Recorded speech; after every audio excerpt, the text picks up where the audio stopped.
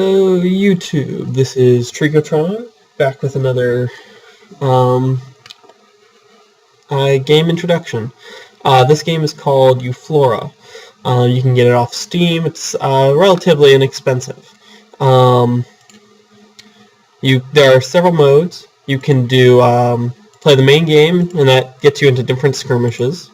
You can also do individual skirmish arenas, where you get to play different game types. Let's see, you can also do dark matter mode. You get to basically play all the main level games, but you get to play them from a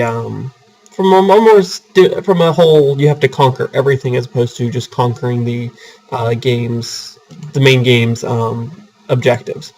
You have to take over everything. Custom levels, you can do different things, blah blah blah blah. You can change your game type. So, without further ado, we're going to go ahead and go back and down to level 1 real quick. Basically, what the game is all about is blah blah blah blah. As you can see, you have these little plants here. Those are called Euflorias.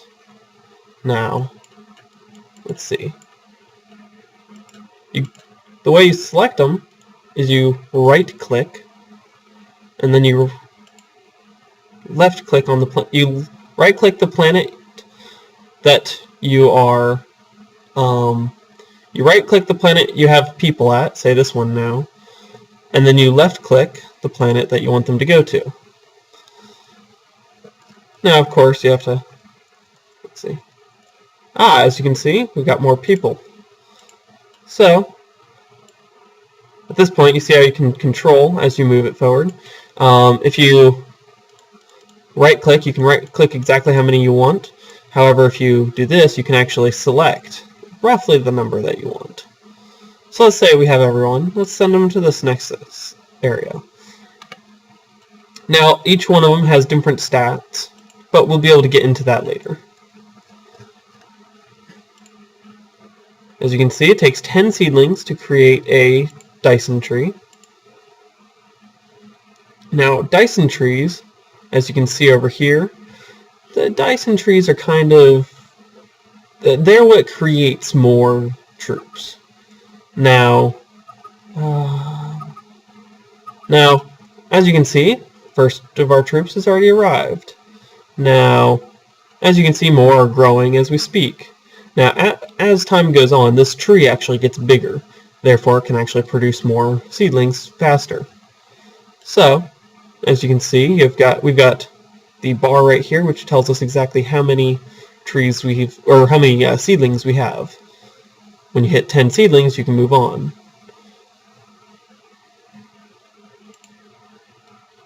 And like that, that's the first level. Basic stuff. So yeah, that's the basic takeoff. Give me 1 second. Alrighty, and here we are. Basically, this is This is one of the another level.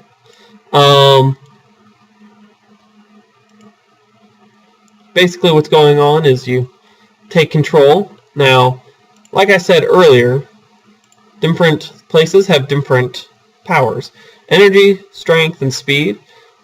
Speed, of course, is how fast they can attack, while energy and strength are also very important. Hold up. Yeah, perfect. Sorry, I'm just trying to get set up real quick. Now, strength is really important because that means they can attack really quickly, or that it means that each attack does more damage. Energy means I don't remember what energy does. But anyways, as you can see, the actual seedlings have different looks. As you can see over here, these guys look a little bit beefier than, say, these guys. It's not really visible right now because there aren't a whole lot of. Let's just say let's send 10 people over to here. As you can see, You have seedlings with high energy, high strength, and high speed. As you can see, there are different sizes for each one. Strength, they're not the energy. That's right. Energy is their health. Sorry about that. Sorry about forgetting that. High speed means they can attack very quickly and they can swarm very easily.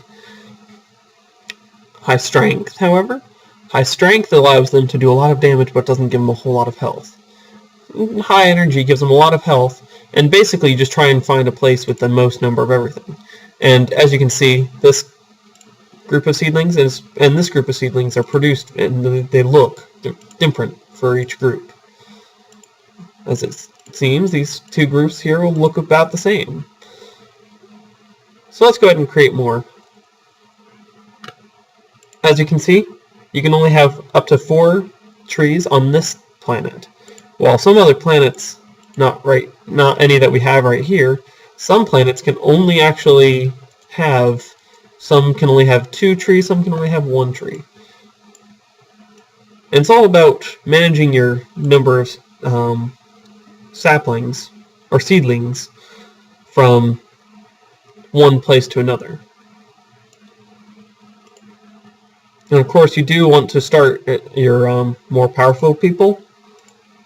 As you can see, this actually is one of the places you'd want to send more of your seedlings to, because their speed attributes are higher.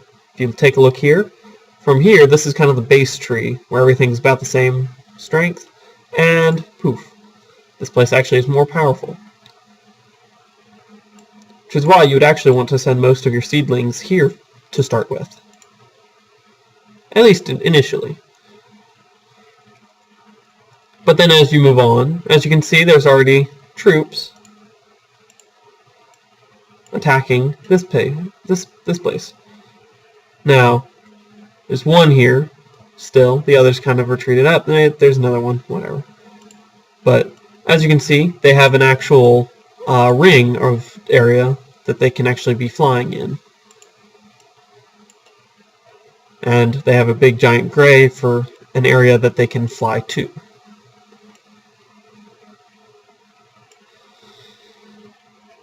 So I'll be right back when there's a little bit more action.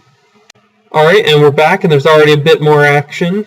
They've sent some more troops into the field. So of course you kind of want to pull troops from other stationed areas and other planets.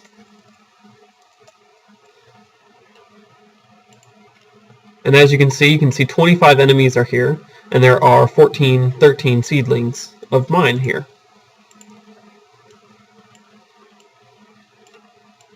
Of course, you always want to increase your numbers as quickly as possible, but when your guys are as powerful or more powerful, you can actually do a lot more. And as you can see, their guys don't really like dying that much. Well, let's change that. Now, moving on to new areas is also of critical importance. As you can see, if you see that their numbers are still attacking faster, they're still sending more and more people. As you can see, this planet here is pretty good on strength, so they might actually be a viable place to send units to go colonize. Whereas if we sent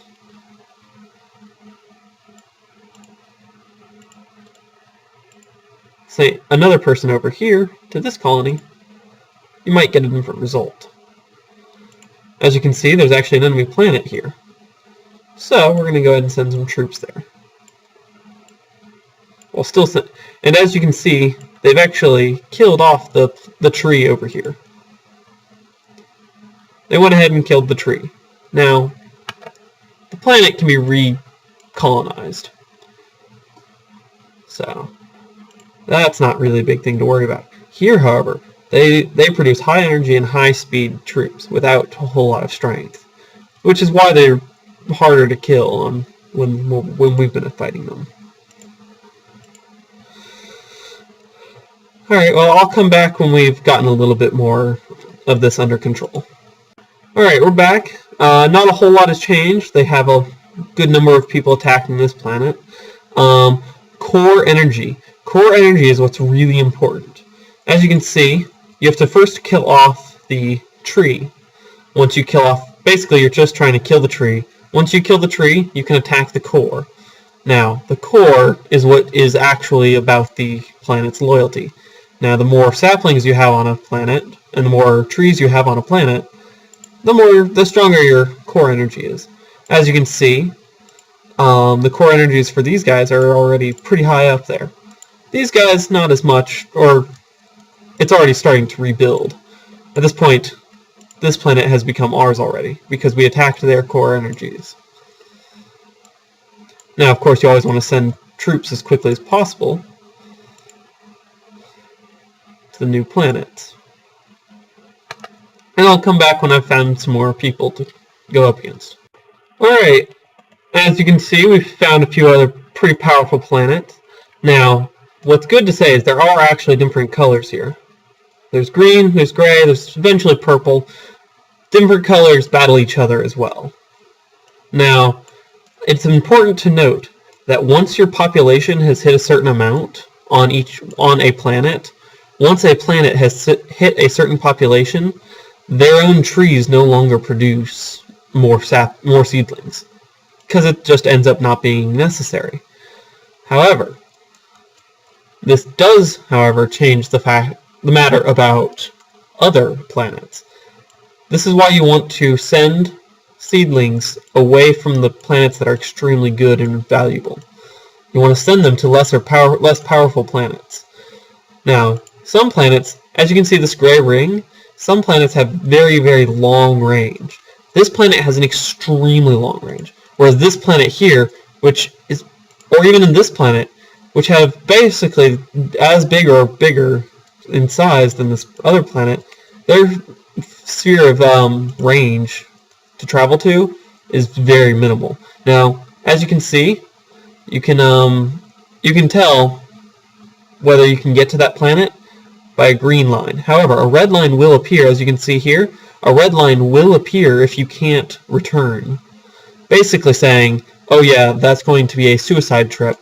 But it also shows you where they can attack you from and where they can't. Take this place for instance. You can get there, but you can't get back. That's just how wide this sphere of influence is. You can get here, but you can't get back. Same with here. This is actually a very, very powerful planet.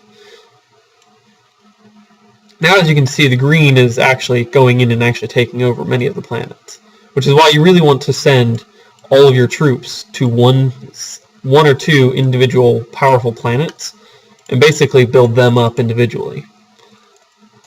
Now, eventually, the trees will actually grow an ability. It'll be either a defense drone, or it'll be basically just make a lot of really powerful troops.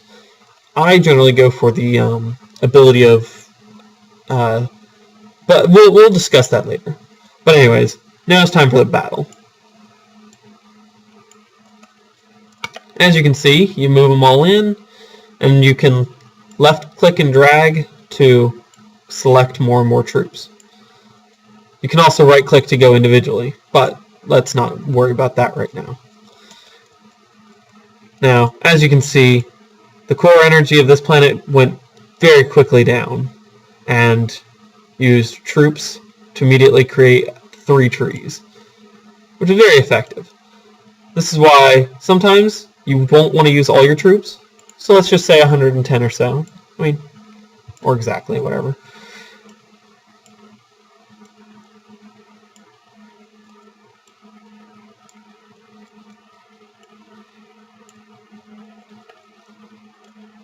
Because you always want to have a good defense.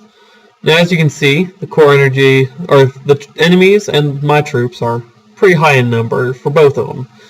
But yeah, there is no actual population capacity in the game. Or at least not one that I've found. It's a very effective, fun game. It has a great deal of strategy involved with it, but eventually it just becomes who has the bigger army, or whose army is better equipped. Because sometimes you'll get really lucky on planets, and you'll get a planet that produces extremely powerful troops. and other times you just won't get that luxury. I mean, as you can see, you can basically just create massive armies once you get enough troops. You can pretty much just create massive armies for free almost. As you can see, I'm just kind of obliterating planets.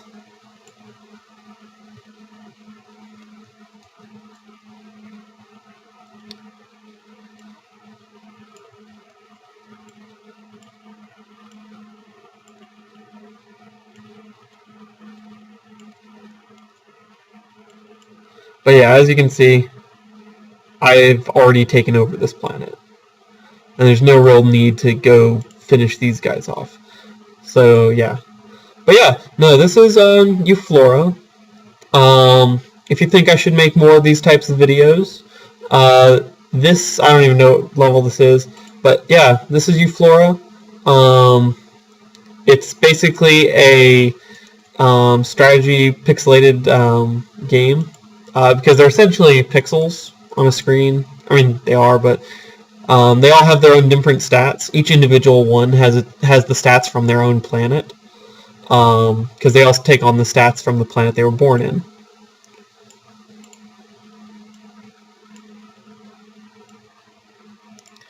But yeah, other than this, if you think I should make more videos about this game, go ahead and put that in the comments section, the comments below.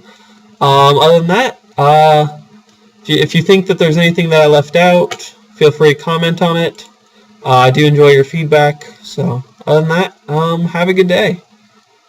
This is Tricotron signing off.